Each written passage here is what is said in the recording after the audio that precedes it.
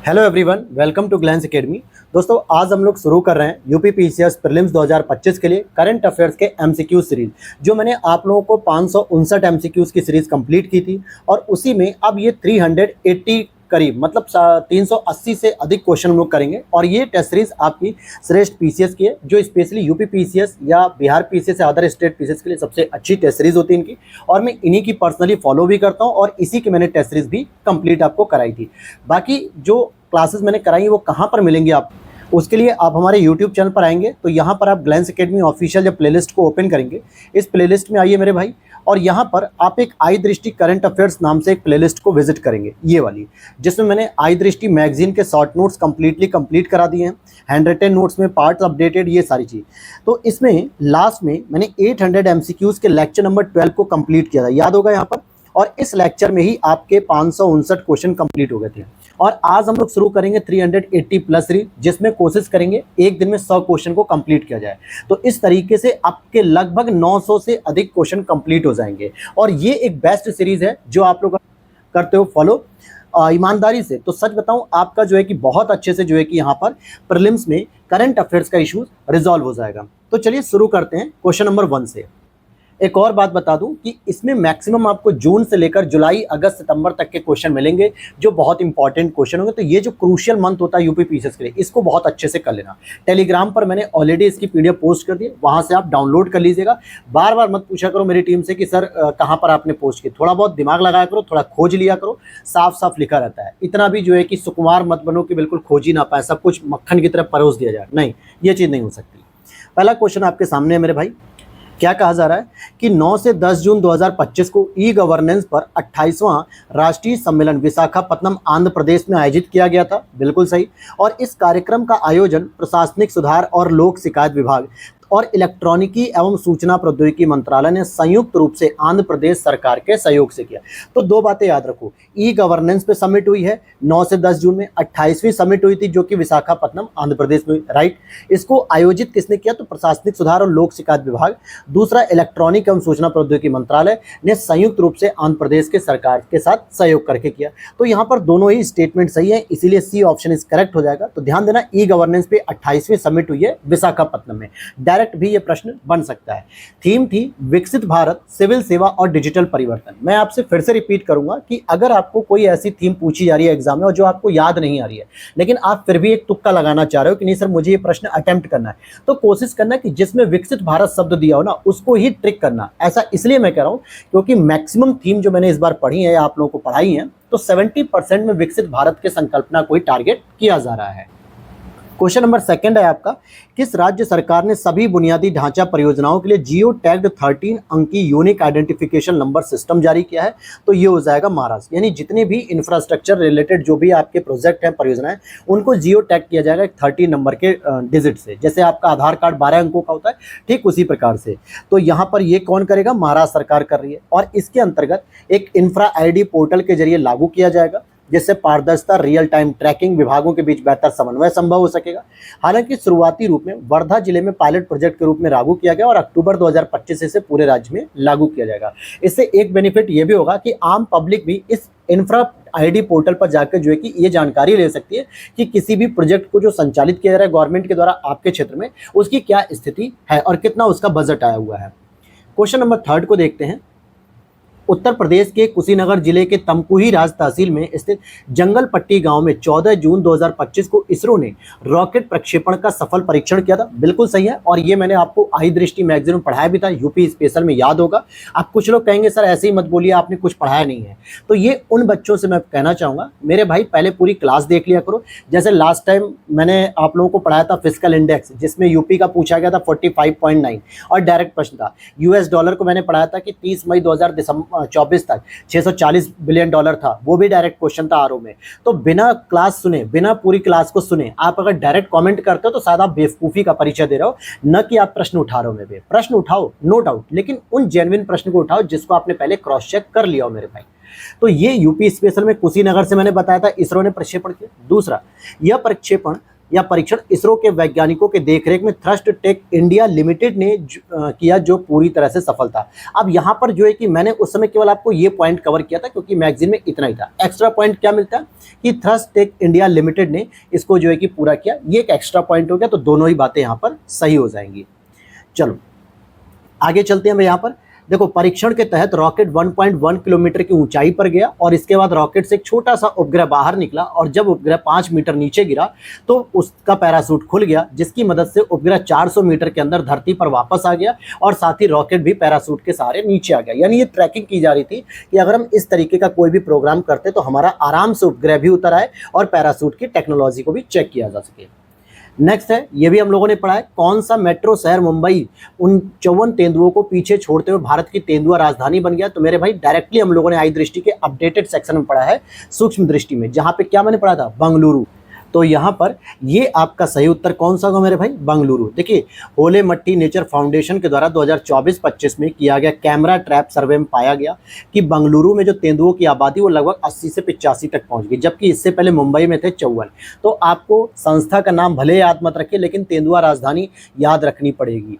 Next आपका प्रश्न है, 11 जून 2025 को स्वदेशी मानव रहित हवाई वाहन यानी यूएवी रुद्रास्त्र का सफल परीक्षण राजस्थान के पोखरण फायरिंग रेंज से किया गया। तो एक चीज तो याद हो कि भैया कि मानव रहित यानी कि ड्रोन जिसे कह सकते हो, यूएवी कह सकते हो, इसका नाम तो रुद्रास्त्र है और ये 11 जून 2025, लेकिन क्या इसका परीक्षण राजस्थान के पोखरण में हुआ था, पहली बात। दूसरा, अगर हम बात करें तो इसे solar defence and aerospace limited ने विकसित किया था। जी हाँ, दोनों ही स्टेटमेंट यहाँ पर सही हैं, इसलिए सी ऑप्शन इज करेक्ट हो जाएगा। भारतीय सेना ने solar defence and aerospace limited द्वारा विकसित hybrid vertical take off and landing मानव रहित हवाई वाहन रुद्रास्त्र का सफल परीक्षण किया। तो इसका नाम याद रख लेना, रुद्रास्त्र। अब एक प्रश्न आएगा, सर इसमें कितनी क्लास में कंप्लीट हो जाएगी ये वीडियो? मेरे भाई ये 3 क्लास में कंप्लीट करना चाहूँगा या बहुत करूँगा 4, क्योंकि पहले हम लोग कर रहे थे 50 क्वेश्चन की सीरीज। आज हम लोग कोशिश करेंगे कि 90 से 100 के बीच की सीरीज करेंगे, ताकि अब समय कम है। आज ऑलरेडी आपकी 3 तारीख है, तो आपको ये 6 तारीख से पहले कंप्लीट मिल जाएगा, ताकि आप रिवीजन कर लें। और पीडीएफ मैंने ऑलरेडी टेलीग्राम पे पोस्ट कर दिया है। क्वेश्चन नंबर नेक्स्ट है, उत्तर प्रदेश पर्यटन विभाग ने पर्यटकों को भगवान बुद्ध से जुड़े स्थलों पर भ्रमण कराने के लिए 2 से 7 जून 2025 के बीच किस यात्रा का आयोजन किया था? तो बोधि यात्रा का किया था। किसका? बोधि यात्रा, जिसमें क्या है कि 2 से 5 जून तक चली, जिसमें आसियान के 5 देशों के पर्यटक आए थे, मुख्य रूप से कंबोडिया, लाओस, म्यांमार, थाईलैंड और वियतनाम। यहाँ से 50 सदस्यीय एक प्रतिनिधि मंडल ने हिस्सा लिया। इस दल में बौद्ध भिक्षु थे, ट्रैवल एजेंट थे और सोशल मीडिया के इन्फ्लुएंसर भी शामिल थे। तो इन लोगों ने क्या किया, भारत में यानी स्पेशली उत्तर प्रदेश में भगवान बुद्ध से संबंधित जितने भी स्थल थे, जैसे आपका कुशीनगर हो गया, महापरिनिर्वाण जहाँ पर हुआ है, सारनाथ हो गया जहाँ पर उन्होंने पहला उपदेश दिया, श्रावस्ती हो गया जहाँ पे 21 वर्ष उन्होंने व्यतीत किए, कौशाम्बी हो गया, तो ऐसे बहुत सारी जगह, संकिसा हो गया जहाँ जातक कथाओं की कहानियाँ मिलती हैं। तो ये सभी जो इस जगह हैं या प्लेसेस हैं, इनको एक्सप्लोर किया गया। तो इसमें 5 देश के लोग स्पेशली शामिल थे, कंबोडिया, लाओस, म्यांमार, थाईलैंड और वियतनाम। चलो, अगर ये 5 देश अगर आपको याद नहीं आ रहे, तो अगर आपने ज्योग्राफी मेकोंग नदी को अगर पढ़ा होगा, जो वियतनाम की खाड़ी में आके गिरती, टोंकिंग की खाड़ी में, तो ये 5 देश वही सारे देश हैं जो म्यांमार, चाइना से सटे हुए। तो म्यांमार हो गया, फिर उसके आगे आप देखोगे थाईलैंड है, फिर लाओस है, फिर वियतनाम है। तो ये सारे के सारे कंट्रीज़ हैं। नेक्स्ट है आपका कि जून 2025 में जारी विश्व में रहने योग्य शहरों की सूची के बारे में, ग्लोबल लिवेबिलिटी सूचकांक के बारे में। यह सूचकांक वर्ल्ड इकोनॉमिक फोरम के द्वारा जारी किया था और इस सूचकांक में डेनमार्क का कोपेनहेगन शहर पहले नंबर पे। तो बिल्कुल सही बात है, क्योंकि दूसरे नंबर पे मेरे को बहुत अच्छे से याद है भाई, मैंने पढ़ाया था आपको, ऑस्ट्रिया का एक शहर का नाम है वियना, जो कि पहले नंबर पर रहता था, लेकिन इस बार ये 2nd नंबर पर, पहले नंबर पर कोपेनहेगन। अब इसे चेक करते हैं कि क्या वर्ल्ड इकोनॉमिक फोरम इसे जारी करता है। तो भैया इसका केवल दूसरा स्टेटमेंट सही है, क्योंकि पहला गलत है। द इकोनॉमिस्ट इंटेलिजेंस यूनिट के द्वारा इसको जारी किया जाता है। तो ऐसे भी प्रश्न बनेंगे और आप बहुत ध्यान से पढ़ना। इसमें 173 शहरों को जो है कि लिस्ट किया गया, जिसमें कोपेनहेगन पहले नंबर पे, दूसरा देखिए वियना है, तीसरा ज्यूरिख है। और अगर हम अंतिम की बात करें तो दमिश्क हो गई, जो कि सीरिया की राजधानी है, और इसको अंतिम स्थान मिला 173। क्वेश्चन नंबर 8 है, 20 जून 2025 को आजमगढ़ में मुख्यमंत्री योगी आदित्यनाथ ने 7,283 करोड़ रुपए की लागत से निर्मित गोरखपुर लिंक एक्सप्रेसवे का उद्घाटन किया। और इसकी कुल कितनी लंबाई है? यूपी स्पेशल याद करो, पार्ट 1 जब मैगजीन थी तो मैंने बताया था वहां पे कि ये 91.35 किलोमीटर है और ये NH-27 से शुरू होकर आजमगढ़ जिले के सालारपुर पूर्वांचल एक्सप्रेस तक जाता है। तो गोरखपुर के कहां से निकलेगा? जैतपुरा जिले मतलब क्षेत्र से, और NH-27 से होते हुए जो है कि आजमगढ़ के पूर्वांचल एक्सप्रेस से कनेक्ट रहता है। इसकी कुल लंबाई 91.352 किलोमीटर यानी 91 किलोमीटर है और 4 लेन चौड़ा है, जबकि आगे इसका 6 लेन तक किया जा सकता है। और ये 4 जिलों को कनेक्ट करेगा। गोरखपुर से निकलेगा, फिर संत कबीर नगर, फिर अंबेडकर नगर, फिर आजमगढ़, और आजमगढ़ में किससे कनेक्ट होगा मेरे भाई? तो पूर्वांचल एक्सप्रेस से कनेक्ट हो जाएगा। देखो, इस करंट अफेयर्स को करने से एक बेनिफिट आपको ये मिल रहा होगा कि जो भी हमने करंट अफेयर्स को दृष्टि मैगजीन से पढ़ा है, तो वहाँ पे ऐसे जो इंपॉर्टेंट फैक्ट थे जो मैगजीन में नहीं दिए हुए थे, जो कि फिर मैंने नोट्स में भी नहीं काउंट किए क्योंकि मैगजीन में नहीं दिए हुए थे, तो उन फैक्ट को भी आप यहाँ से अपडेट कर पाओगे करंट अफेयर्स के तौर पर, और ये एक अच्छे तरीके रहेंगे। इसीलिए मैं इस मैगजीन को हमेशा फॉलो करता हूँ। 1 साल से नहीं, पिछले 3 सालों से मैं लगा हुआ हूँ इस मैगजीन और इस कोचिंग इंस्टीट्यूट के साथ, तो ये बेहतर कंटेंट होता है, इसलिए मैं इसको फॉलो करता हूँ। आगे बात करें भैया, फ्रांस के पेरिस में 16 जून 2025 को इंटरनेशनल बिग कैट अलायंस की पहली महासभा आयोजित हुई थी। तो याद करो मेरे भाई, जब मैंने आपको बताया था कि IBCA की जो फर्स्ट मीटिंग है वो न्यू दिल्ली में हुई थी। कहाँ पे हुई थी मेरे भाई? न्यू दिल्ली में। और इसमें जो अध्यक्ष चुना गया था वो किसको चुना गया था मेरे भाई? भूपेश सिंह को चुना गया, भूपेश यादव को, ठीक है, भूपेंद्र यादव, ठीक है, भूपेंद्र यादव, जो कि पर्यावरण मंत्री भी हैं, और इसमें SP यादव को उपाध्यक्ष या निदेशक भी कह सकते हो। याद आया कुछ? तो पहला स्टेटमेंट गलत, क्योंकि फ्रांस में थी नहीं। इसका उद्देश्य है 7 बिग कैट अलायंस को सुरक्षित करना, जैसे कि बाघ, शेर, तेंदुआ, हिम तेंदुआ, चीता, जगुआर और प्यूमा। और मुझे याद है मैंने वहां पे पढ़ा था कि जगुआर और प्यूमा को छोड़ दिया जाए तो 5 प्रजातियां भारत में भी पाई जाती हैं। तो भैया दूसरा तो सही है, पहला गलत हो गया। तो दूसरा स्टेटमेंट सही है, क्योंकि पहला नई दिल्ली में 16 जून को 2025 को IBCA की महासभा आयोजित की गई थी। भूपेंद्र यादव को सर्वसम्मति से अध्यक्ष चुना गया, SP यादव को महानिदेशक चुना गया था। क्लियर हो गई बात? तो ये प्रश्न मैंने कराया है। नेक्स्ट देखते हैं, केंद्र शासित प्रदेश लद्दाख आरक्षण संशोधन अधिनियम 2025 के अनुसार अनुसूचित जाति, अनुसूचित जनजाति और OBC को संयुक्त रूप से अधिकतम कितना आरक्षण मिलेगा? तो अब 85% कर दिया गया। यानी लद्दाख में आरक्षण प्रावधान जो लाया गया उसमें यह कहा गया भैया कि अब SC, ST और OBC तीनों को मिलाकर हम 85% रिजर्वेशन देंगे। बाकी जो कैटेगरीज होंगी चाहे अनरिजर्व वाली, वो 15% में शामिल होगी। 3 जून 2025 को राष्ट्रपति द्रौपदी मुर्मू जी की मंजूरी के बाद केंद्र शासित प्रदेश लद्दाख में आरक्षण का ये नियम लाया गया, जिसमें कहा गया भैया SC, ST और OBC के लिए अब अधिकतम आरक्षण 85% होगा, इससे अधिक नहीं होगा। और EWS वाले जो है कि 10% आरक्षण जो है कि इससे अलग मिलेगा। तो देखा जाए तो 95% अब मैक्सिमम लिमिट हो चुकी है लद्दाख में आरक्षण की, और ये सरकारी नौकरियों में दिए जाएंगे। आगे बात करते हैं अरावली ग्रीन वॉल पहल। अरावली ग्रीन वॉल पहल की बात करें तो 5 जून 2025 को विश्व पर्यावरण दिवस पर प्रधानमंत्री जी ने अरावली ग्रीन वॉल परियोजना के तहत एक पेड़ मां के नाम अभियान को आगे बढ़ाया, यानी इसका विस्तार किया, और जिसका उद्देश्य था दिल्ली से गुजरात तक अरावली पर्वत श्रृंखला के बड़े पैमाने पर वनीकरण और पारिस्थितिकी पुनर्स्थापन, यानी एक जो आपका इकोसिस्टम है उसका रिस्टोरेशन किया जाए। तो जी यहाँ पर ये दोनों स्टेटमेंट से, क्योंकि ये जो अरावली ग्रीन वॉल पहल है यानी जो अरावली श्रृंखला है, जो आपके देखा जाए तो गुजरात के पालमपुर से शुरू होती है और फिर दिल्ली तक आ जाती है पूरी की पूरी, और इसमें बहुत सारा जो है कि रेजिडुअरी माउंटेन बचा हुआ है, क्योंकि घर्षित पर्वत है एक तरीके से, और अरावली सबसे ओल्डेस्ट माउंटेन भी माना जाता है, यानी कि छोटी पर्वत श्रेणी मानी जा सकती है। ठीक, तो इस पे पेड़ वगैरह लगा के शुरुआत की गई। तो दोनों स्टेटमेंट मेरे भाई सही है, इसलिए सी ऑप्शन इज करेक्ट हो जाएगा। यहाँ पर देखोगे कि अरावली ग्रीन वॉल परियोजना अफ्रीका की ग्रेट ग्रीन वॉल से प्रेरित है। अब ये ग्रेट ग्रीन वॉल कहाँ लग रही है? ये लगाई जा रही है साहेल रीजन में। अब ये साहेल रीजन क्या है मेरे भाई? अगर आप ऊपर सहारा का डेजर्ट देखते हो, जैसे ये आपका सहारा का डेजर्ट हो गया, ठीक है, अफ्रीका की बात कर रहा हूँ, नॉर्थ अफ्रीका की, और उसके लगे हुए जो साउथ वाला एरिया है, डेजर्ट का साउथ वाला एरिया, इसको कहा जाता है साहेल रीजन, जहाँ पर थोड़ी बहुत हरियाली देखने को भी मिल जाती है। तो इसी एरिया में ग्रेट ग्रीन वॉल लगाई जा रही है, ताकि पेड़ों को लगा के मरुस्थलीकरण के प्रभाव को कम किया जाए। ठीक उसी से प्रभावित होकर ही भारत में भी शुरू किया गया। पोरबंदर गुजरात से लेकर पानीपत हरियाणा तक लगभग 1400 किलोमीटर और 5 किलोमीटर चौड़ी हरी पट्टी लगाई जाएगी, जिसमें राजस्थान, गुजरात, हरियाणा और दिल्ली के टोटल 29 जिले शामिल होंगे, जिसमें सबसे अधिक राजस्थान के 19 जिले शामिल हैं। तो अच्छा प्रश्न है, ये प्रश्न भी एग्जाम में बन सकता है आपका। आइए आगे बात करते हैं। जून 2025 में सेना प्रमुख उपेंद्र द्विवेदी ने किस राज्य में आईबेक्स तराना 88.4 एफएम का उद्घाटन किया? तो ये उत्तराखंड में किया है। कहाँ पर किया है मेरे भाई? ये उत्तराखंड में किया है। आईबेक्स तराना 88.4 एफएम भारत का एक ऐसा पहला सामुदायिक रेडियो स्टेशन जिसे सीमा से क्षेत्र में भारतीय सेना द्वारा शुरू किया गया है और यह पहल सिविल मिलिट्री सहयोग, युवा सशक्तिकरण और सांस्कृतिक एकीकरण को बढ़ावा देती है। बढ़िया बात है, अच्छी बात है कि जैसे क्या इसको सेना रेगुलेट करेगी, सेना ही चलाएगी और इसमें क्या होगा कि जो सिविलियन होते हैं, जो उत्तराखंड के निवासी हैं, वो वहाँ पर इस चीज़ को सुन सकेंगे कि मिलिट्री उनके लिए जो है कि क्या काम कर रही है, मिलिट्री उन्हें क्या संदेश दे रही है, किस तरीके से अपनी सुरक्षा को और बेहतर करना है। युवाओं का जो है कि सशक्तिकरण होगा ताकि उनको भी मुख्य धारा में जोड़ा जाए। तो ये बेहतर ऑप्शन है और बेहतर जो है कि तरीका है, माध्यम है। आगे बात करते हैं, अगर हम इसकी सलखन जीवाश्म पार्क को हाल ही में यूनेस्को की अस्थायी सूची में शामिल कर लिया गया है। बिल्कुल सही है। और यह जीवाश्म पार्क उत्तर प्रदेश के सोनभद्र में रॉबर्ट्सगंज जिले से लगभग रॉबर्ट्सगंज क्षेत्र से 15 किलोमीटर दूर सलखन गांव में है। तो ये दोनों ही बातें सही, क्योंकि यहाँ पे जीवाश्म पार्क के जो है कि प्रमाण मिले हैं। तो दोनों बातें यहाँ पर सही हो जाएंगी। 21 जून 2024 को UP eco tourism development board और Birbal Sahni institute of palaeo sciences Lucknow के मध्य इस संदर्भ में समझौता ज्ञापन हस्ताक्षर किया गया था।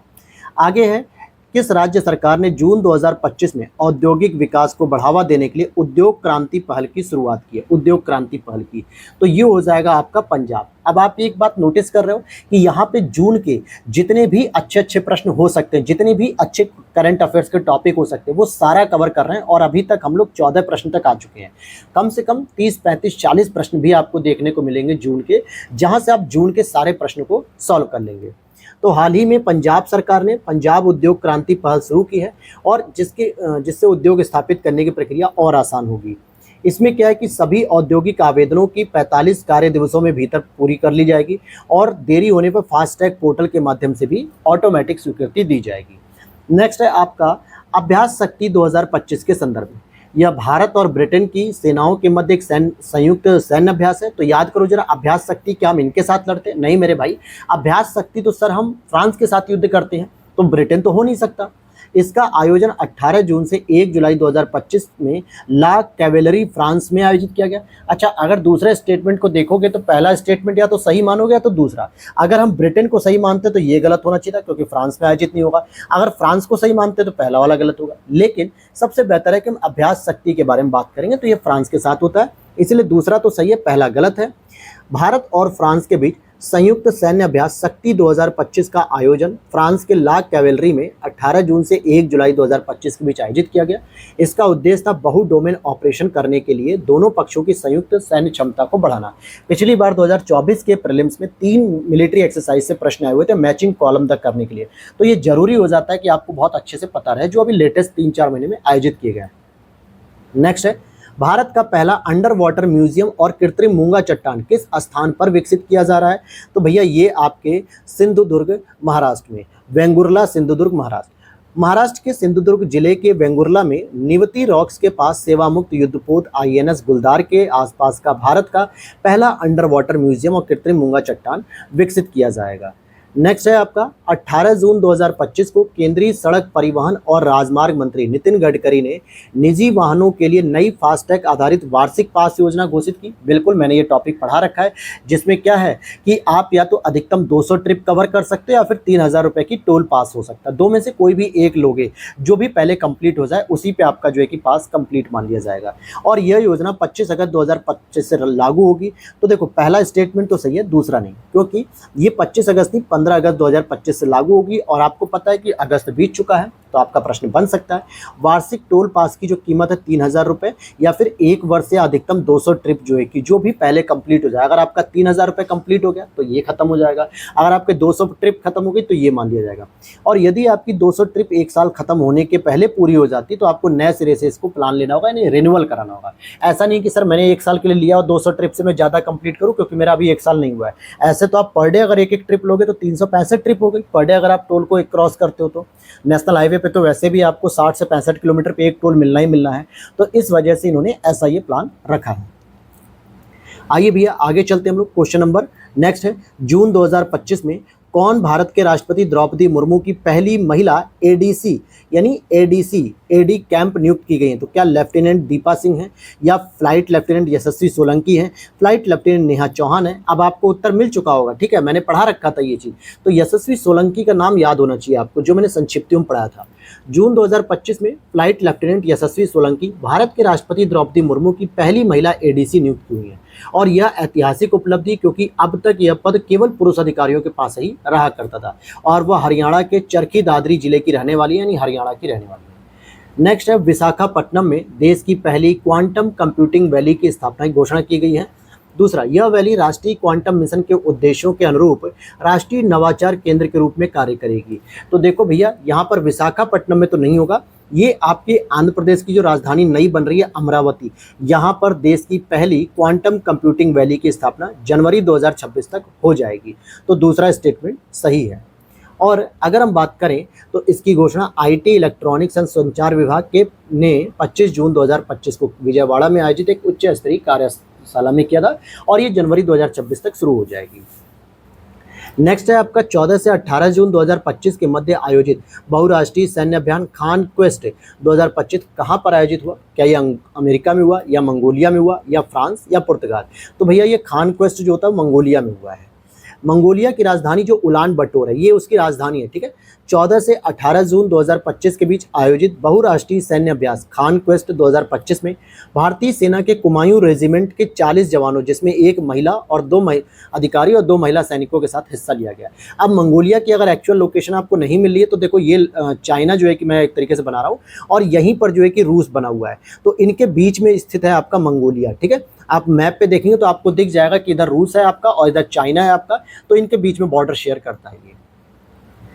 आगे बात करते हैं केंद्रीय शिक्षा मंत्रालय। केंद्रीय शिक्षा मंत्रालय ने 18 जून 2025 को शैक्षिक वर्ष 2022-23 और 23-24 के लिए संयुक्त रूप से प्रदर्शन ग्रेडिंग सूचकांक क्या दिया? Performance grading index. वैसे तो एक इनका NIRF भी आती है, रैंकिंग इंस्टीट्यूट आते हैं, लेकिन यहाँ पे परफॉर्मेंस ग्रेडिंग इंडेक्स 2.0 के बारे में बात की जा रही है।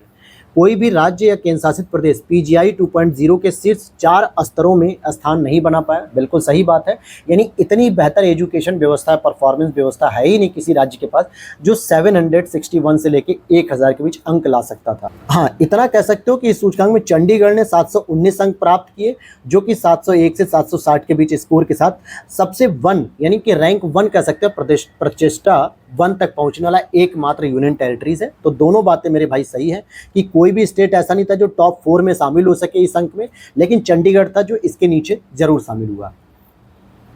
मेघालय ने 417 अंक प्राप्त कर आकांक्षी 3 जो है कि स्तर 10 में स्थान पाया, जो कि सबसे निम्न श्रेणी में, और पहले नंबर पे आपका यूनियन टेरिटरी चंडीगढ़ हो गया।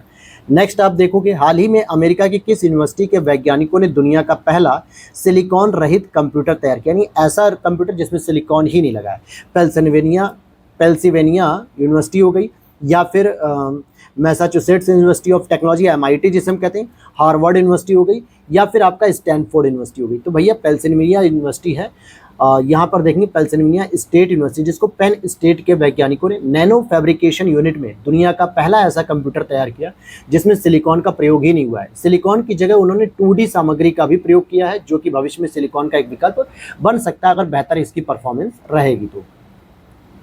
नेक्स्ट बात करते हैं, केरल को राष्ट्रीय उद्यानों और संरक्षित क्षेत्रों के प्रबंधन प्रभावशीलता मूल्यांकन 2020 से 25 चक्र में भारत का सर्वोत्तम प्रदर्शन करने वाला राज्य घोषित किया गया।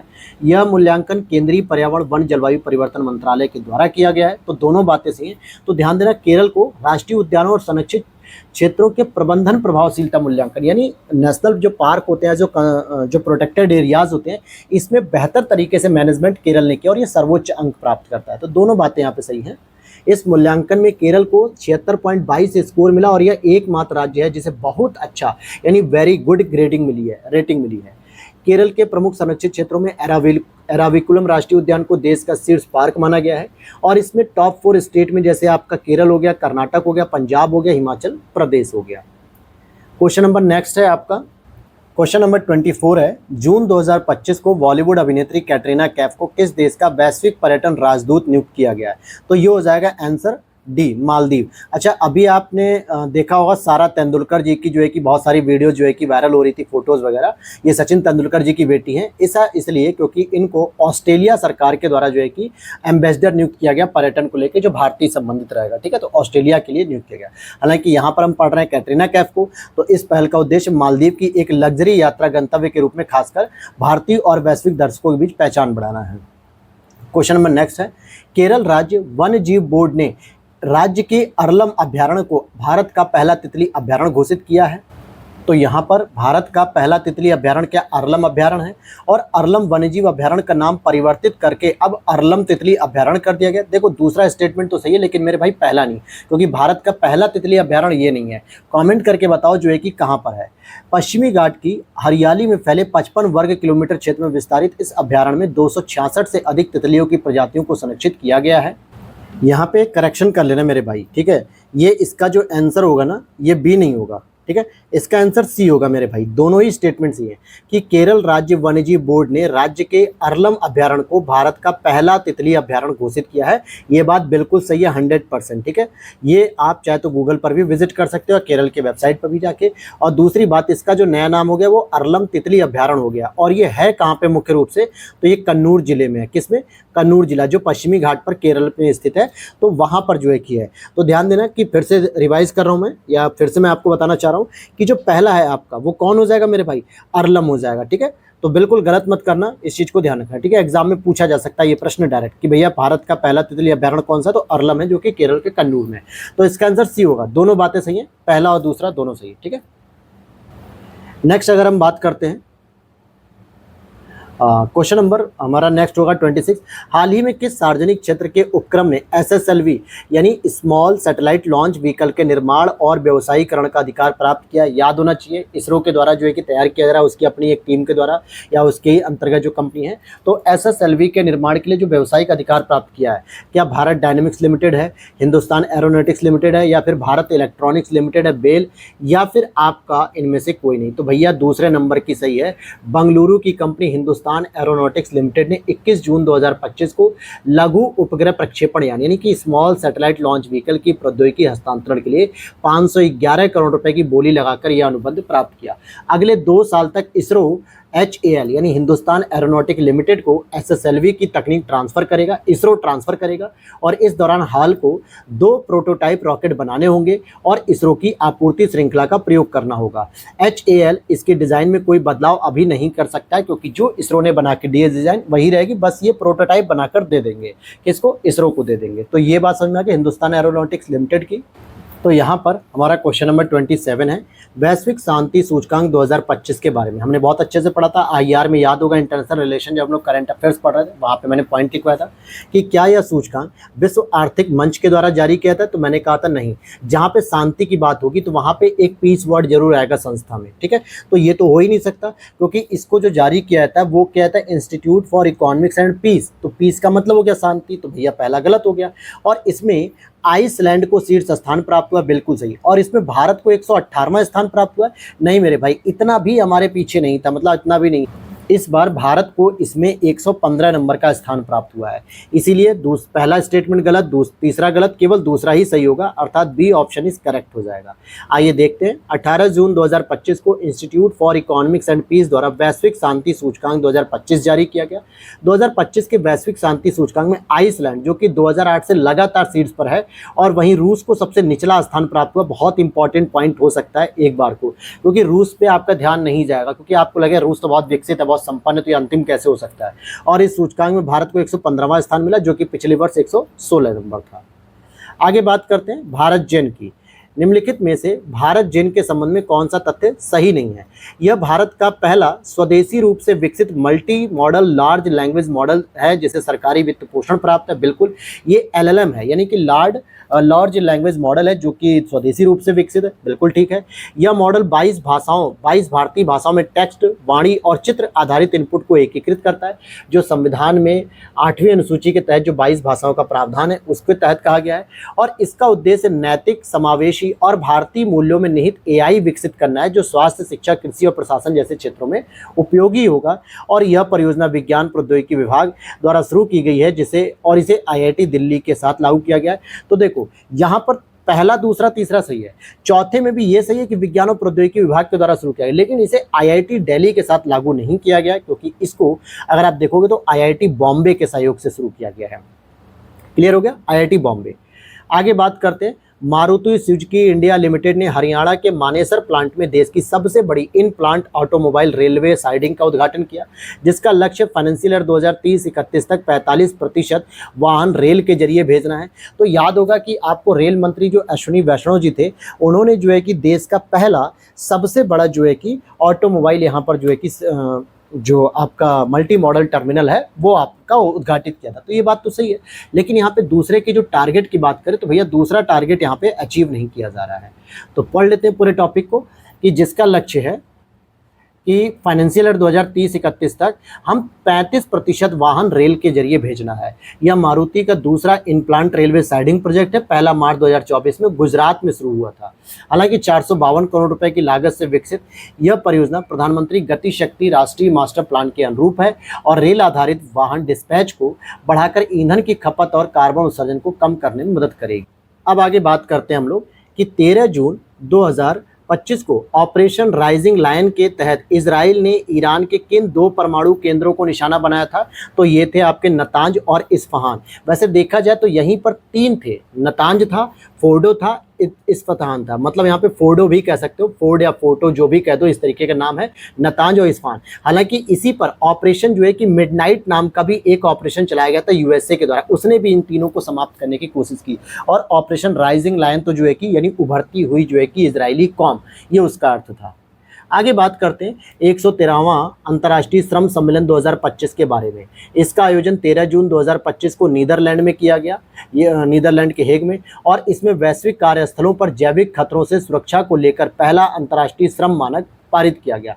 तो क्या पहला स्टेटमेंट सही है, दूसरा सही है, या दोनों सही है, या इनमें से कोई भी नहीं? तो भैया दूसरा सही है, पहला गलत है। क्यों पहला गलत है? क्योंकि 13 जून 2025 को नीदरलैंड के हेग में नहीं बल्कि स्विट्जरलैंड के जिनेवा में संपन्न किया गया था इंटरनेशनल लेबर कॉन्फ्रेंस को। और फिलिस्तीन को आईएलओ बैठकों में गैर सदस्य पर्यवेक्षक राज्य का दर्जा दिया गया। मैरीटाइम लेबर कन्वेंशन में किए गए संशोधनों में समुद्री श्रमिकों को की वर्कर्स के रूप में भी मान्यता दी गई है। आगे बात करते हैं ऑपरेशन स्पाइडर वेब।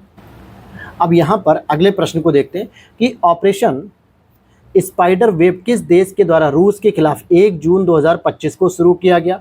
तो ये हो जाएगा यूक्रेन के द्वारा। ठीक है, एक गुप्त ड्रोन हमला था ये। इस हमले के परिणाम स्वरूप रूस के मिलिट्री एयरबेस पर खड़े लगभग 40 लंबी दूरी के बम वर्षक और अन्य लड़ाकू विमान नष्ट हो गए, जिनकी सामूहिक कीमत लगभग $7 बिलियन थी मेरे भाई।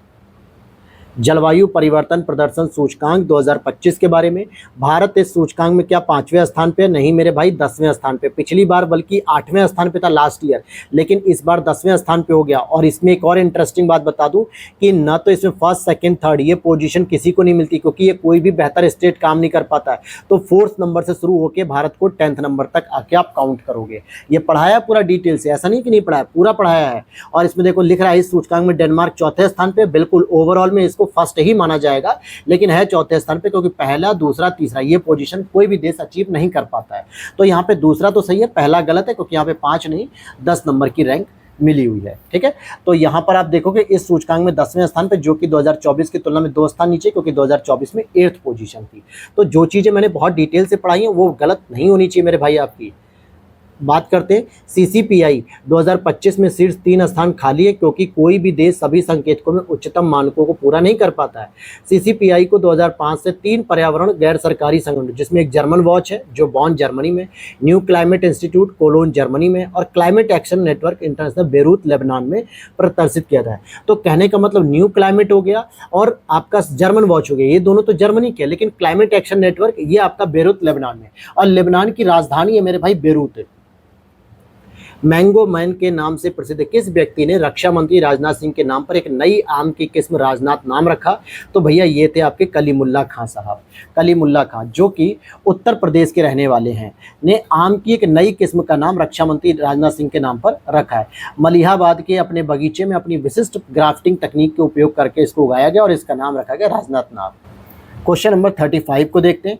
तीसरे संयुक्त महासागर सम्मेलन UNOC3 यानी C3 मतलब थर्ड हो गया। तीसरे संयुक्त महासागर सम्मेलन के दौरान ब्राजील और फ्रांस ने ब्लू NDC चैलेंज नामक एक नई वैश्विक पहल शुरू की और यह पहल देशों से आग्रह करती है कि वे अपने राष्ट्रीय जलवायु प्रतिज्ञापनों यानी NDC नेशनल डिस्ट्रीब्यूशन जो कंट्रीब्यूशन होता है नेशनल का, तो उसमें महासागर केंद्रित जलवायु उपायों को शामिल करें। तो ये दोनों स्टेटमेंट के बारे में अगर आपसे पूछ रहा है तो भैया दोनों ही सही हो जाएंगे। सबसे पहले आपको ये जानना है कि इस पहल का लक्ष्य कि आगामी UNFCCC सम्मेलन जो कि बेलेम ब्राजील से पहले अधिक से अधिक देश महासागर आधारित उपाय को अपना लें। ब्राजील और फ्रांस के साथ इस पहल में शामिल होने वाले अन्य देश जैसे Australia, Fiji, Kenya, Mexico, Palau और सेशल्स। ध्यान देना कि इसमें भारत अभी तक शामिल नहीं हुआ है। जून 2025 में किस देश ने विश्व में विवादों को शांति से हल करने के उद्देश्य से हांगकांग में अंतर्राष्ट्रीय मध्यस्थता संगठन की स्थापना की है? तो चीन ने की है। चीन ने हाल ही में इंटरनेशनल ऑर्गेनाइजेशन फॉर मेडिएशन यानी मध्यस्थता की शुरुआत की है, जो विवादों के समाधान के लिए एक नई वैश्विक संस्था है। यह संस्था केवल मध्यस्थता पर केंद्रित है और अंतर्राष्ट्रीय न्यायालय व स्थायी पंचायत न्यायालय का विकल्प प्रदान करती है कि अगर आपको दिक्कत है तो आप अंतर्राष्ट्रीय न्यायालय मत जाइए, आप यहाँ पर भी आके करा सकते हैं।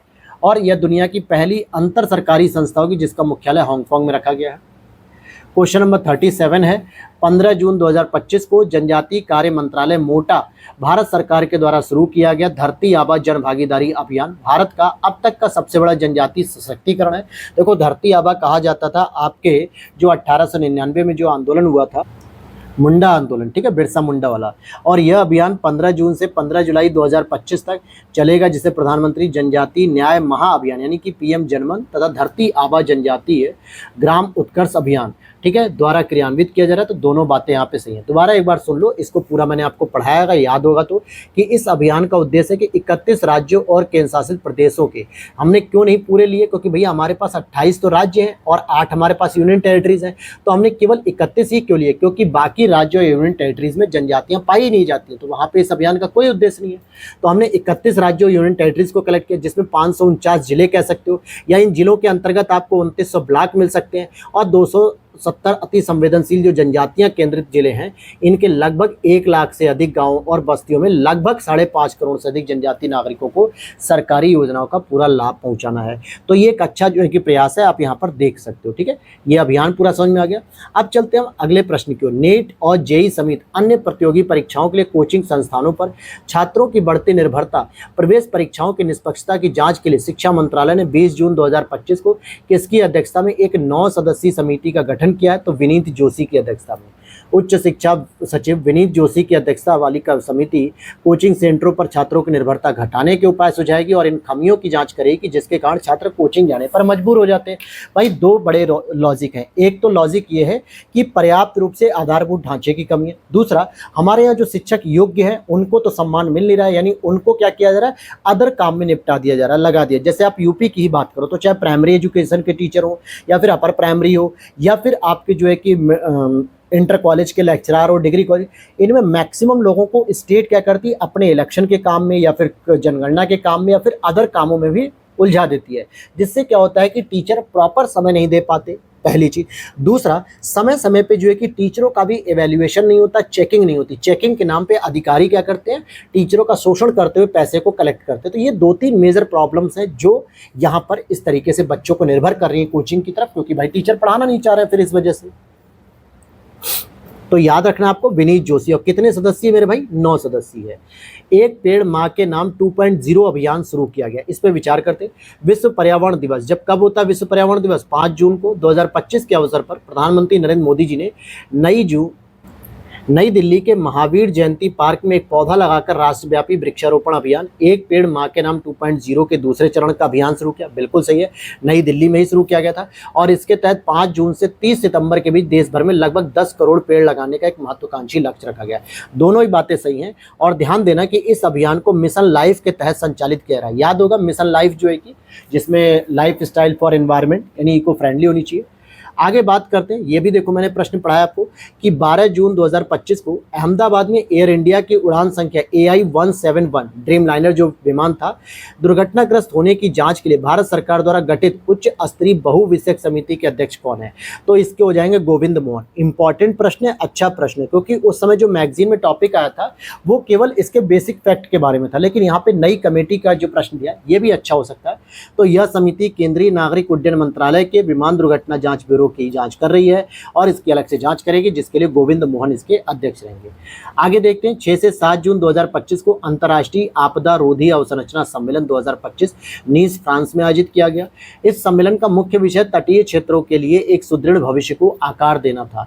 तो भैया यहाँ पर दोनों स्टेटमेंट सही है कि फ्रांस में तो आयोजित किया जा रहा है और यूरोप में पहली बार आयोजित किया गया। प्रधानमंत्री नरेंद्र मोदी ने वीडियो कॉन्फ्रेंसिंग के माध्यम से इस सम्मेलन को संबोधित किया। नेक्स्ट है, 17 जून 2025 को स्काई ट्रैक्स द्वारा विश्व एयरलाइन पुरस्कार 2025 में किसे दुनिया का सर्वश्रेष्ठ एयरलाइंस का पुरस्कार दिया गया? तो कतर एयरवेज को दिया गया। और कौन देता है ये पुरस्कार? तो स्काई ट्रैक्स द्वारा। मार्केट कैप के हिसाब से भारत की सबसे बड़ी एयरलाइन इंडिगो को 2025 के लिए दुनिया की शीर्ष 100 एयरलाइनों में 39वां स्थान मिला। साहित्य अकादमी युवा पुरस्कार 2025 के बारे में मेरे भाई मिसलेनियस में पढ़ा होगा कि इसमें पार्वती तिर्की को हिंदी भाषा के पुरस्कार से सम्मानित किया गया, बिल्कुल सही है। और धीरज कुमार पांडे को अंग्रेजी भाषा के पुरस्कार से सम्मानित किया गया, तो नहीं, धीरज कुमार पांडे को अंग्रेजी भाषा के पुरस्कार से सम्मानित नहीं किया गया। तो आइए यहाँ पर तो आप देखो कि पहला स्टेटमेंट सही है। निम्नलिखित भाषाओं की हम बात करते हैं, मुख्य रूप से हम 4 भाषाओं की बात करेंगे। जैसे हिंदी में पार्वती तिर्की को दिया गया, जो कि उनका एक कविता थी फिर उगना। अंग्रेजी में अद्वैत कोट्री को दिया गया, जो कि एक उपन्यास है Siddharth the boy who become a Buddha, यानी कि महात्मा बुद्ध की लाइफ स्टोरी है। संस्कृत में धीरज कुमार पांडे को दिया जाता है, जिन्होंने इस तरीके का वेदांत परिभाषा संदर्भ में लिखा हुआ है। और उर्दू में नेहा रुबाब को दिया गया, जिन्होंने मजहरुल हक तारीख आज़ादी हिंद हिंदी का फारामोश करदा कायद। तो इस तरह की बड़ी सी जो है कि पुस्तक है, इसके बारे में याद रखना है। एक बात और याद रखना कि ये जो आप अवार्ड पढ़ रहे हो ये साहित्य अकादमी अवार्ड नहीं, साहित्य अकादमी युवा पुरस्कार है, तो युवा अवार्ड को ध्यान रखना है। जून 2025 में राज्य केंद्र शासित प्रदेश में खीर भवानी मेला आयोजित किया गया। तो जम्मू कश्मीर, लक्षद्वीप, इन दोनों जगह पे यह मेला कश्मीरी पंडित समुदाय के सबसे बड़े धार्मिक आयोजनों में से एक है। यह राज्य गंदरबल जिले के तुलमुल्ला में माता रागन्या देवी के पवित्र मंदिर में प्रतिवर्ष आयोजित किया जाता है। और यह त्यौहार सांप्रदायिक सद्भाव और भाईचारे का प्रतीक है, जिसे जम्मू कश्मीर को परिभाषित करने वाली बहुलवादी लोकाचार को दर्शाता है। तो यहाँ पे लक्षद्वीप हटा देना। आगे बात करते हैं, 26 जून 2025 को पहला फास्ट पेट्रोल वेसल अदम में गोवा में भारतीय तटरक्षक बल में शामिल हो गया। पेट्रोल मतलब यहाँ पेट्रोलिंग का मतलब होता है, पेट्रोल यानी डीजल का मतलब नहीं है, जो ईंधन नहीं है, बल्कि पेट्रोलिंग करना यानी गश्त करना। और इस जहाज का डिजाइन और निर्माण हिंदुस्तान शिपयार्ड लिमिटेड ने किया, जो कोलकाता में स्थित है। तो भैया पहला तो सही है, दूसरा गलत है, क्योंकि इसका निर्माण गोवा शिपयार्ड लिमिटेड के द्वारा किया गया और 8 FPV परियोजना के तहत पहला ही अभी पहुंचा है फास्ट पेट्रोलिंग वेसल। आगे बात करते हैं यहाँ पे 28 जून 2025 को आयोजित शहरी निकाय के चुनाव में मोबाइल आधारित ई वोटिंग प्रणाली कौन सा राज्य अपनाता है? बिहार अपनाता है, ठीक है। और यहीं पर मैंने बताया था कि इलेक्शन कमीशन ने कहा है कि अब 1200 मतदाता रहेंगे, पहले जो है कि 1500 हुआ करते थे एक बूथ पे, लेकिन अब 1200 मतदाता कर दिए गए हैं। तो यहाँ पर स्टेट इलेक्शन कमीशन के द्वारा विकसित ई वोटिंग का जो एप्लीकेशन, 2 मोबाइल एप्लीकेशन और एक अन्य ऐप के माध्यम से शहरी निकाय चुनाव में डिजिटल वोटिंग की शुरुआत की गई है। तीसरा, संयुक्त राष्ट्र महासागर सम्मेलन के बारे में देखो, ये प्रश्न रिपीटेड भी हो गया एक तरीके से अगर देखोगे तो। इसका आयोजन फ्रांस के शहर नीस में 9 से 13 जून 2025 के बीच किया गया और इसकी सह अध्यक्षता फ्रांस और जर्मनी की सरकारों ने किया। तो केवल पहला तो सही है, लेकिन सह अध्यक्षता फ्रांस और कोस्टारिका ने की है। किसने? फ्रांस और कोस्टारिका। मुख्य थीम था कि महासागर के संरक्षण और सतत उपयोग के लिए सभी हितधारकों को संगठित किया जाए, कार्यवाही में तेजी लाई जाए। सम्मेलन के समापन पर 170 देशों ने नाइस ओशन एक्शन प्लान को स्वीकार किया। सम्मेलन में भारत ने उच्च समुद्री संधि की पुष्टि करने की प्रतिबद्धता व्यक्त की है। अब आ जाते हैं अगला प्रश्न जो आपने पढ़ा है मेरे साथ। तो यहाँ पर क्वेश्चन नंबर 48 है आपके सामने। क्या है क्वेश्चन नंबर 48 कि लद्दाख का आधिकारिक भाषा विनियमन 2025 के अंतर्गत निम्नलिखित में से कौन सी भाषाएं केंद्र शासित प्रदेश की आधिकारिक भाषाएं घोषित की गई? ये भी मैंने पढ़ा था ना कि इसमें कुछ भाषाएं ऐड की गई है। तो अब आप अंग्रेजी, हिंदी, उर्दू, भोटी, पुर्गी, ये टोटल 5 भाषाएं जो ऑफिशियल लैंग्वेज वहाँ पर काम करेंगी।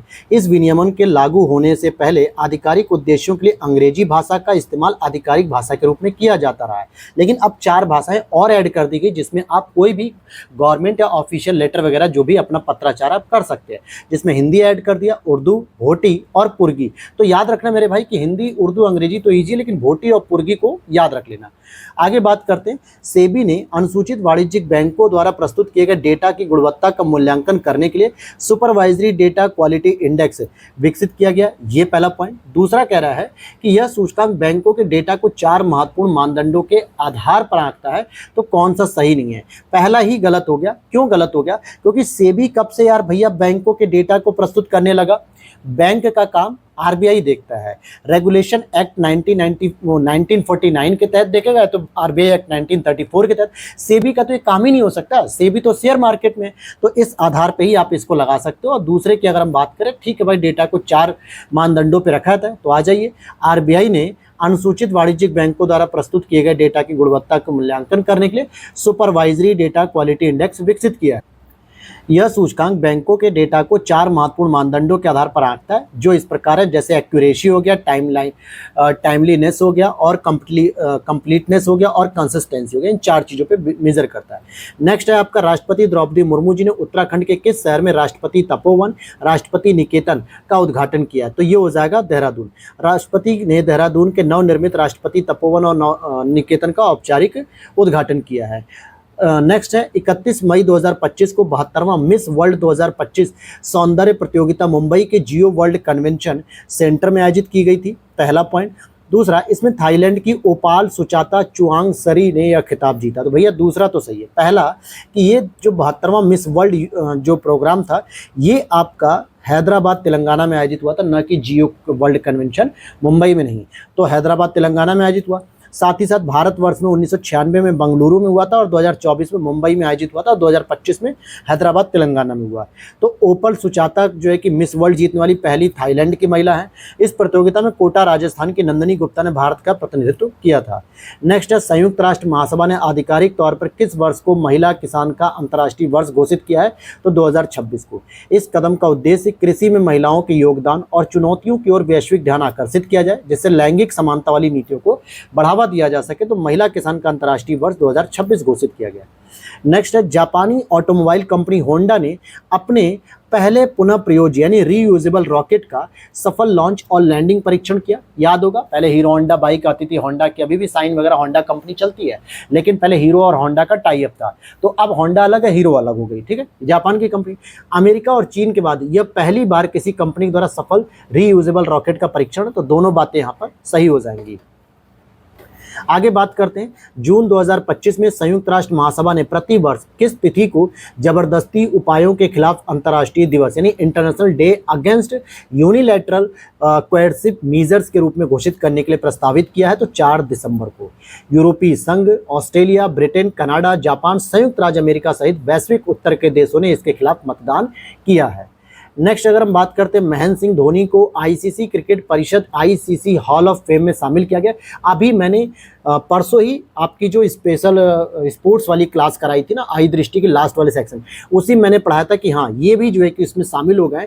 और इसमें क्या होता है, जब आप आईसीसी क्रिकेट के अंतर्गत जो आखिरी मैच खेलते हो उसके 5 साल बाद, 5 ईयर्स बाद जो है कि आपको शामिल किया जाता है, अगर आप उस लेवल कैपेबल होगे तो। बिल्कुल ये बात बिल्कुल सही है, पहला पॉइंट। दूसरा, धोनी 7वें भारतीय क्रिकेटर जिन्हें इस सूची में शामिल किया, बस यही गलत हो गया क्योंकि 7वें नहीं 11वें हैं। तो धोनी 11वें भारतीय क्रिकेटर है जिन्हें इस सूची में शामिल किया गया। 9 जून 2025 को आईसीसी के इस नवीनतम सूची की घोषणा की गई थी। तो पहला तो सही है, दूसरा वाला गलत है क्योंकि 7वें नहीं 11वें हैं। नेक्स्ट है, 30 मई 2025 को प्रधानमंत्री नरेंद्र मोदी जी ने उत्तर प्रदेश के किस जिले में घाटमपुर ताप विद्युत परियोजना राष्ट्र को समर्पित की? याद होगा 660 मेगावाट की परियोजना थी, कानपुर मैंने बताया था। कुछ याद आया मेरे भाई? बिल्कुल सर, कानपुर नगर जिले में घाटमपुर ताप विद्युत परियोजना 660 मेगावाट इंटू 3 कर दोगे 1980 मेगावाट की योजना थी। कुछ याद आ रहा है? नहीं याद आ रहा है तो जाके क्लास देखो, दोबारा मैंने पढ़ाया है। इसमें एनएलसी इंडिया लिमिटेड की तरफ से 51% हिस्सेदारी रहेगी। वहीं उत्तर प्रदेश राज्य विद्युत निगम जो है लिमिटेड, उसके पास 49% की हिस्सेदारी रहेगी। और इसका पूरा का पूरा संचालन नवेली उत्तर प्रदेश पावर लिमिटेड के द्वारा किया जाएगा। तो इस तरीके से जो प्रश्न मैंने पढ़ाए हैं, डिटेल आपको टॉपिक पढ़ा है, वहाँ से कैसे प्रश्न बन सकते हैं वो चीजें आप यहां पर सीख पाएंगे। क्योंकि एमसीक्यूज में क्या होता है ना, जो भी आपने करंट अफेयर्स पढ़ा है उसको क्वेश्चन आंसर के फॉर्म में कैसे कन्वर्ट किया जाता है, ये चीज सीखने को मिलती है सबसे अच्छी तरीके से, तभी आप अपनी तैयारी को और अच्छा कर पाते हैं। आगे बढ़ते हैं मेरे भाई। तो इंडियन कंजर्वेशन कॉन्फ्रेंस 2025 के संदर्भ में बात करें, इसका आयोजन वन्यजीव संस्थान देहरादून में किया गया और यह सम्मेलन पर्यावरण वन जलवायु परिवर्तन मंत्रालय के तत्वाधान में किया गया था। तो मेरे भाई दोनों ही बातें यहाँ पे सही हैं, क्योंकि 25 से 27 जून 2025 के बीच देश का प्रमुख संरक्षण विज्ञान और नीति सम्मेलन इंडियन कंजर्वेशन 2025, जिसको आइकन भी बोल सकते हैं, वन्यजीव संस्थान देहरादून में ही किया गया था। अब मैंने आपसे क्या कहा था कि इस सीरीज में आपको जून के करंट अफेयर्स बेहतर मिलेंगे, जुलाई अगस्त के मई के भी मिलेंगे। तो भाई 400 क्वेश्चन तक पहुंचना है, लगभग 380 प्लस तो मैं कह ही रहा हूँ, हो सकता है 385-86 हो, ठीक है। और अभी तो हम लोग 50 क्वेश्चन भी कंप्लीट कर पाए धीरे से। तो देख रहे हो कि कितने सारे आपके एक एक दिन के इंपॉर्टेंट टॉपिक कवर हो रहे हैं यहाँ पे। तो ये बहुत इंपॉर्टेंट सीरीज है। भारतीय वायुसेना गरुड़ स्पेशल फोर्सेज और संयुक्त राज्य अमेरिका की वायुसेना के विशेष बलों के बीच पहला संयुक्त राष्ट्र सैन्य अभ्यास टाइगर क्लॉ, याद होगा ऑपरेशन, मैंने कहा था कि टाइगर क्लॉ के नाम से याद रखना। तो ये उत्तर प्रदेश में जो है कि आयोजित किया गया था सैन्य अभ्यास टाइगर क्लॉ। होता किसके किसके बीच है, पहले तो ये पता रहे आपको, यूएसए और इंडिया की एयर फोर्स के बीच में। किसके बीच में होता है मेरे भाई, वायुसेना की स्पेशल फोर्स के बीच में। और ये गरुड़ रेजिमेंटल प्रशिक्षण केंद्र चांदी नगर बागपत उत्तर प्रदेश में आयोजित किया गया। और यह सैन्य अभ्यास 26 मई से 10 जून 2025 तक उत्तर भारत में कई स्थानों पर आयोजित किया गया था। तो इसी दौरान यूपी के अंतर्गत ये कहाँ पर, बागपत में भी आयोजित किया गया। नेक्स्ट आ जाओ, ये भी पढ़ाया था मैंने 18 जून 2025 को ऊर्जा संक्रमण सूचकांक के बारे में। यह सूचकांक विश्व बैंक समूह द्वारा जारी किया था। नहीं सर, हमने तो ये पढ़ा ही नहीं इस तरीके से, इसको तो जारी करने वाली संस्था वर्ल्ड इकोनॉमिक फोरम है, हमने तो ये पढ़ा है। इस सूचकांक में फिनलैंड को शीर्ष स्थान प्राप्त हुआ है, चेक करेंगे अभी। भारत को 118 देशों में 53.3 स्कोर के साथ 71वां स्थान प्राप्त हुआ है। तो दोनों को चेक कर लेते हैं। तो भैया केवल तीसरा स्टेटमेंट से, दूसरा भी गलत है। क्यों? देखो 18 जून 2025 को इसको वर्ल्ड इकोनॉमिक फोरम के द्वारा जारी किया गया। रिपोर्ट का नाम था एनर्जी ट्रांजिशन रिपोर्ट जो होता है। सूचकांक में शीर्ष देश था स्वीडन, फिनलैंड और डेनमार्क। यहाँ स्टेटमेंट क्या कह रहा है कि फिनलैंड, लेकिन फिनलैंड तो सेकंड पे था। और इंडिया की अगर हम बात करें तो जी हाँ बिल्कुल, अगर आप बात करोगे तो इंडिया को जो रैंकिंग मिली है वो 71 मिली थी। तो इस तरीके से ये पॉइंट भी तैयार हो गया आपका। आगे बात करते हैं किस एजेंसी के द्वारा ऑपरेशन चक्र 5 के तहत साइबर धोखाधड़ी और मनी लॉन्ड्रिंग मामलों से जुड़े म्यूल बैंक खातों का भंडाफोड़ किया गया। सीबीआई के द्वारा किया गया। तो सीबीआई ने ऑपरेशन चक्र 5 चलाया है। 14 जून 2025 को केंद्रीय ग्रामीण विकास राज्य मंत्री कमलेश पासवान ने गरुड़ एरोस्पेस की कृषि ड्रोन स्वदेशीकरण सुविधा का उद्घाटन कहाँ किया, लखनऊ, कोयम्बटूर या फिर आपका चेन्नई, गुवाहाटी। तो ये चेन्नई में किया गया है। आगे बात करते हैं, नई दिल्ली के विज्ञान भवन में 20 जून 2025 को केंद्रीय महिला और बाल विकास मंत्री अन्नपूर्णा देवी ने gender budgeting knowledge hub portal का विकास किया, शुभारंभ किया। भारत में जेंडर बजटिंग की औपचारिक शुरुआत 2005-06 से हुई है। तो दोनों स्टेटमेंट्स ही, ये देखो ये स्टैटिक नहीं, मतलब बेसिक प्रश्न पूछ लिया गया जो करंट अफेयर से कनेक्ट करते हो कि भैया जेंडर बजटिंग तो बहुत पढ़ते हो आप, लेकिन शुरू कब हुआ था, ये आपका 2005-06 से शुरू किया गया था। तो यह पोर्टल लैंगिक बजट प्रक्रिया से संबंधित सभी सूचनाओं का डिजिटल भंडार होगा, जिसका उपयोग केंद्र सरकार, राज्य सरकारों के मंत्रालय, विभाग और अन्य हितधारक द्वारा किया जा सकेगा। 2025-26 में 4.49 लाख करोड़ रुपए का जेंडर बजट निर्धारित किया गया, जो पिछले वर्ष की तुलना में 37% अधिक है। जेंडर बजटिंग का सीधा सा मतलब क्या होता है कि जब हम बजट में कोई विशेष योजना या कोई विशेष प्रोजेक्ट या कोई विशेष ऐसी सहायता प्रदान करते हैं जो केवल महिलाओं को दी जाती है, उसी को जेंडर बजट कहते हैं। जैसे कि आपका महिला स्वास्थ्य पोषण हो गया, गर्भवती महिलाओं के लिए हो गया, बालिका शिक्षा को लेकर हो गया, इस तरीके के जो भी प्रोजेक्ट चलाए जाते हैं जिसमें केवल महिलाओं को लाभ दिया जाता है, तो उसे हम जेंडर बजटिंग कहते हैं। राइट मेरे भाई। आगे बात करें, 2 जून 2025 को ग्रीन एडॉप्शन योजना किस राज्य सरकार के द्वारा शुरू की? ये हरियाणा होगा, हिमाचल प्रदेश है, अरुणाचल प्रदेश, कर्नाटक। तो इसका आपका हिमाचल प्रदेश हो जाएगा, सही उत्तर है। 2 जून 2025 को हिमाचल प्रदेश के मुख्यमंत्री सुखविंदर सिंह सुक्खू ने हमीरपुर में ग्रीन एडॉप्शन योजना का शुभारंभ किया। इसके प्रारंभिक चरण में अंबुजा समूह 25 हेक्टेयर भूमि का वृक्षारोपण कार्य करेगा। अडानी फाउंडेशन और अल्ट्राटेक 10-10 हेक्टेयर भूमि गोद लेंगे। विश्व पर्यावरण दिवस के बारे में, यह प्रतिवर्ष 5 जून को मनाया था। ठीक है सर। 2025 की थीम क्या है सर? कि प्रकृति के लिए समय है? बिल्कुल नहीं, ये कोई थीम नहीं है, बल्कि बीट प्लास्टिक पॉल्यूशन था मेरे भाई, प्लास्टिक प्रदूषण को हराएं। 2025 इस दिवस की मेजबानी दक्षिण कोरिया के पास थी, बिल्कुल सही है, 1 और 3 सही है। 2025 में इस दिवस का मुख्य थीम क्या था? तो प्लास्टिक प्रदूषण को हराएं, यानी बीट प्लास्टिक पॉल्यूशन। 2025 की मेजबानी दक्षिण कोरिया ने की। नरेंद्र मोदी जी ने नई दिल्ली के भगवान महावीर वनस्थली पार्क में एक विशेष वृक्षारोपण पहल का नेतृत्व किया, जो कि कुछ और नहीं थी, जो मैंने अभी आपको ऊपर एक प्रश्न में पढ़ाई थी, एक पेड़ मां के नाम 2.0 अभियान शुरू किया गया है। ठीक है। और इसमें बरगद का पौधा लगाया गया। 13 जून 2025 को किस राज्य सरकार ने 2025 से 35 तक की अवधि के लिए जल विद्युत दशक घोषित किया है? तो भैया ये अरुणाचल प्रदेश का। याद होगा यहाँ पर मैंने दो प्रकार की जो है कि योजनाएं बताई थी, एक अटालिन करके बताई थी और एक तोता या तोपा करके बताई थी। ठीक है, मुझे एग्जैक्ट याद नहीं आ रहा है, लेकिन बताइएगा आप लोग कॉमेंट करके।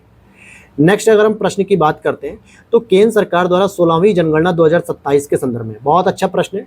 यह देश की पहली डिजिटल जनगणना होगी। स्वतंत्र भारत में पहली ऐसी जनगणना होगी जिसमें जातियों की गणना भी शामिल है। बिल्कुल सही है, क्योंकि 1931 की जनगणना के दौरान ही लास्ट टाइम जातियों के आंकड़े प्रदर्शित किए गए थे, उसके बाद नहीं किए गए। तो ये बिल्कुल पहली जनगणना हो जाएगी।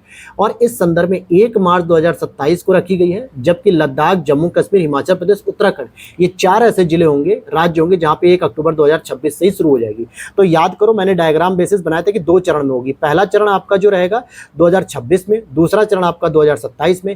पहले चरण में 4 आपके यूनियन टेरिटरीज और स्टेट मिलकर रहेंगे, जैसे लद्दाख, जम्मू कश्मीर, हिमाचल प्रदेश, उत्तराखंड, और बाकी पूरे देश में दूसरे चरण में शुरू होगी। तो दोनों स्टेटमेंट सही है। अब यही होता है कि टॉपिक को जब आप क्वेश्चन आंसर की फॉर्म में देखते हो तो आपको ज़्यादा क्लियरिटी होती है। यह जनगणना अब तक की 16वीं रहेगी, स्वतंत्र भारत की 8वीं रहेगी, लेकिन यहाँ पर जो इम्पॉर्टेंट है वो आपको ये जानना है कि यह जनगणना डिजिटल रूप में पहली की जाएगी। नेक्स्ट है, हाल ही में आंध्र प्रदेश सरकार ने किस राज्य से आने वाले तोतापुरी आमों पर प्रतिबंध लगा दिया? तो कर्नाटक से आते थे। अब यहाँ पर आगे हम बात करते हैं। ट्रैवल फोकस प्लेटफॉर्म स्केपिया ने 12 जून 2025 को फेडरल बैंक के साथ मिलकर स्केपिया फेडरल रुपए क्रेडिट कार्ड लॉन्च किया। यह वीज़ा और रुपए दोनों नेटवर्क को सपोर्ट करने वाला देश का पहला ड्यूअल नेटवर्क क्रेडिट कार्ड है। तो यहाँ पे दोनों ही बातें सही हो जाएंगी। यह कार्ड यूपीआई के साथ भी काम करता है, अंतर्राष्ट्रीय लेन देन, ऑनलाइन ऑफलाइन पेमेंट्स को सपोर्ट करता है, जिसमें सभी खर्चों का एकीकृत स्टेटमेंट भी मिलता है। नेक्स्ट बात करते हैं। 31 मई 2025 को जम्मू कश्मीर की पहली चेरी कार्गो ट्रेन किन 2 स्टेशनों के बीच चलाई गई है? तो कटरा से बांद्रा टर्मिनस, बांद्रा महाराष्ट्र तक जाती है। 31 मई 2025 को जम्मू कश्मीर की पहली चेरी कार्गो ट्रेन 24 टन ताज़ा चेरी लेकर जम्मू कश्मीर से के कटरा स्टेशन से निकल के मुंबई के बांद्रा टर्मिनस तक जाएगी। इससे फूड प्रोसेसिंग इंडस्ट्रीज को भी बढ़ावा मिलेगा, क्योंकि रॉ मटेरियल की आपूर्ति हो सकेगी आराम से, और इस तरीके के और भी कई ऐसे फल होंगे जो जल्दी खराब होने वाले होते हैं, उनको जो है कि सही समय पे मार्केट तक पहुंचाया जाएगा। नेक्स्ट है आपका, जून 2025 में किस राज्य सरकार ने एक महत्वाकांक्षी पर्यावरणीय पहल माझी वसुंधरा अभियान 6.0 को शुरू किया? तो भैया ये महाराष्ट्र हो जाएगा। यह पहल 1 अप्रैल 2025 से 31 मार्च 2026 तक चलेगी। अभियान के तहत 28,317 स्थानीय स्वशासी संस्थानों को इसके दायरे में लाया जाएगा। क्वेश्चन नंबर 71 है, हाल ही में नेशनल टाइगर कंजर्वेशन अथॉरिटी यानी एनटीसीए और wild life institute of India WII द्वारा जारी एक विस्तृत रिपोर्ट में भारत के जंगलों में खुरधारी स्तनधारियों की आबादी का आकलन किया गया। यानी दोनों संस्थाओं ने मिलकर जो है कि आकलन किया है। क्या रिपोर्ट के अनुसार सांभर सबसे अधिक संख्या में पाया जाने वाला खुरधारी स्तनधारी है, जो विभिन्न प्रकार के आवासों में जीवित रह सकता है। तो अगर हम बात करें तो यहाँ पर पहला स्टेटमेंट सही है, दूसरा नहीं। अब इसकी बात करें तो यह रिपोर्ट 2022 की अखिल भारतीय बाघ गणना के आंकड़ों पर आधारित है। रिपोर्ट के अनुसार चीतल सबसे अधिक संख्या में पाया जाने वाला खुरधारी स्तनधारी, न कि सांभर, जो विभिन्न प्रकार के आवासों में जीवित रह सकता है। अन्य प्रजातियों में नीलगाय है, जो भारत की सबसे बड़ी मृग प्रजाति, जो कृषि क्षेत्र में भी देखी जाती है। याद होगा नीलगाय वगैरह क्या करती है, ज़्यादातर जो है कि दाल की फसल को या फिर चावल की या गेहूं की फसल को अक्सर नुकसान कर जाती है। नीलगाय झुंड में चलती, 10-12 एक साथ चलती हैं, ब्राउन कलर की हल्की होती हैं, तो उनको भगाना पड़ता है। ठीक है, आगे बात करते हैं। नव्या पहल से संबंधित कौन सा कथन सही नहीं है? यह परियोजना 16 से 18 वर्ष की किशोरी बालिकाओं को अपरंपरागत क्षेत्रों में व्यावसायिक प्रशिक्षण देने के लिए प्रारंभ की गई है। यह योजना देश के केवल 10 आकांक्षी जिलों में लागू की जाएगी। यह योजना की शुरुआत उत्तर प्रदेश सरकार के सोनभद्र जिले से शुरू की गई और इस पहल का उद्देश्य किशोरी बालिकाओं को आत्मनिर्भर बनाना है। तो भैया दूसरा स्टेटमेंट ही गलत है, क्योंकि अगर आप देखोगे 24 जून 2025 को महिला एवं बाल विकास मंत्रालय और कौशल विकास एवं उद्यमिता मंत्रालय संयुक्त रूप से विकसित @ भारत 2047 के तहत किशोरियों के लिए कौशल विकास की नई पहल नव्या यानी nurturing aspirational through vocational training for young adolescence नामक एक पायलट पहल की शुरुआत उत्तर प्रदेश के सोनभद्र जिले से की गई है।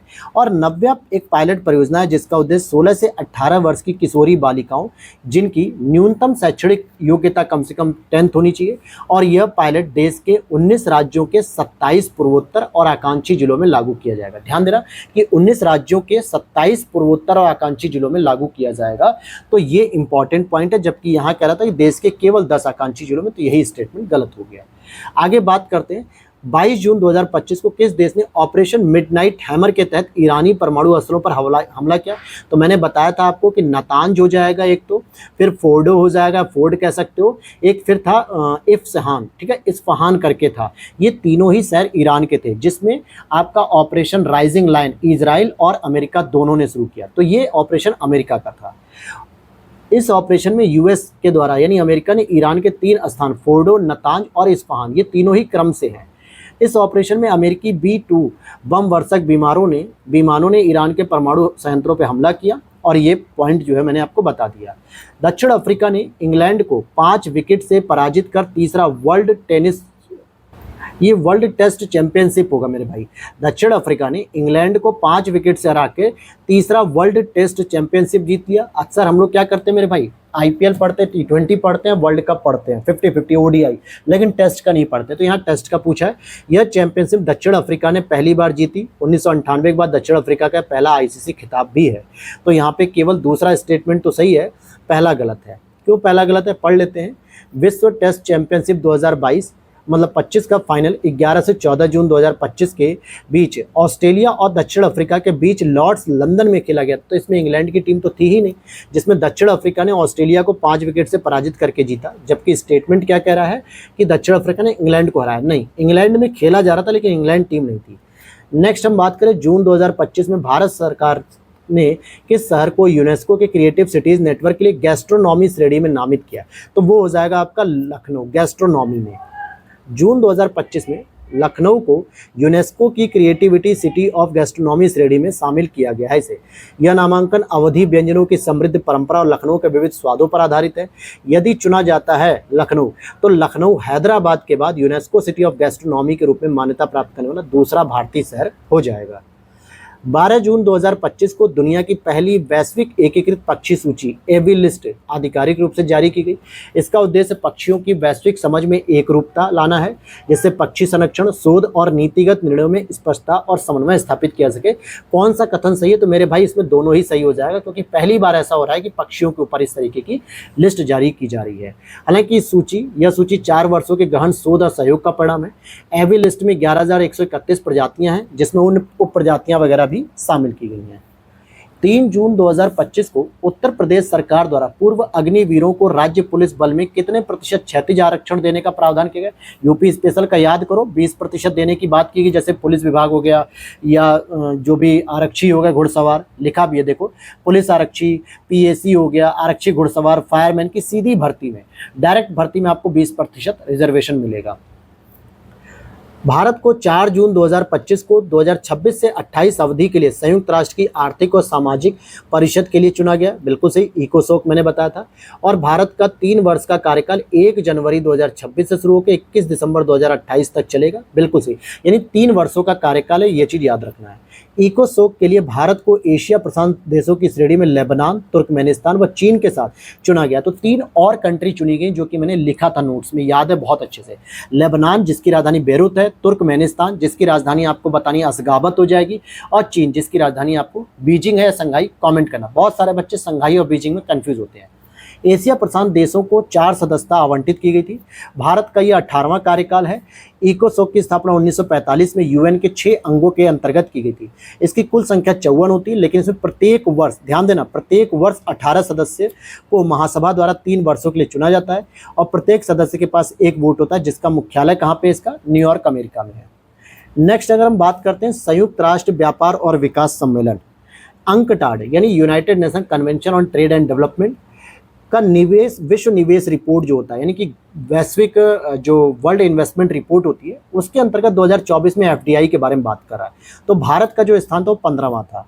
तो भैया 2024 में भारत में FDI प्रवाह लगभग 27.6 बिलियन रहा, जो 2023 के 28.1 बिलियन से थोड़ा कम है।